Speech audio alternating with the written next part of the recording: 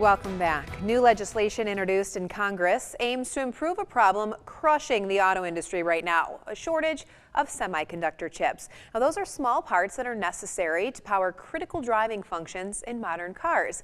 We caught up with the U.S. Deputy Commerce Secretary to get his take on this. Take a listen. We are absolutely certain that if we don't get this legislation passed, this bipartisan legislation, if we don't get it passed, it's going to have a really negative impact on the overall economy, but particularly as it relates to the production of electric vehicles. We've seen that decades ago, the United States was the center of gravity as it related to semiconductors. Semiconductors were created here. That's why Silicon Valley is called what it is. The chips started in the United States. But today we only produce 12% of chips globally and 0% of the advanced chips that are absolutely critical for things like electric vehicles. So we need to pass this legislation. We think that it's going to happen very, very soon in a bipartisan fashion. It's already passed the Senate. They're working on it in the House.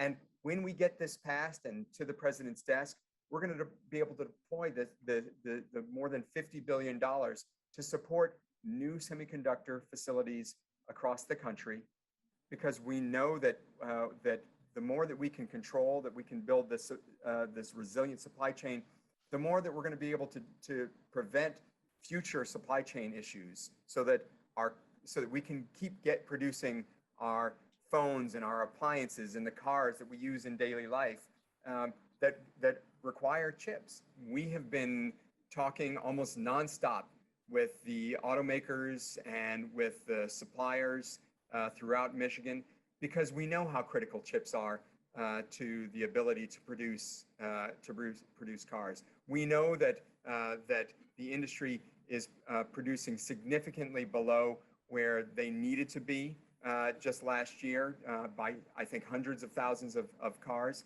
And so we've been talking with them. In fact, part of the work that we've been doing is to make sure that we have as much information about demand in the auto industry as we can, and then sharing that directly with the chip producers. And as a result, that's why I think the automakers were able to work out some deals recently with the chip producers to deal with those critical shortages that the auto industry is having. So that was a first step, but we need to get this legislation passed, because that's going to give us the ability to make sure that the auto companies and all of the supply chain has the chips that they need, so we don't ever get caught in this position again. Well, don't go anywhere, because coming up next, we'll get a breakdown of the latest when it comes to the next Supreme Court Justice nominee.